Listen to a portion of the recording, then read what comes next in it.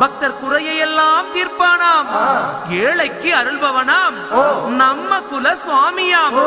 அப்படிப்பட்ட சுவாமி ரொம்ப சிறுசையா, ஆனா சக்தி ரொம்ப பெருசையா.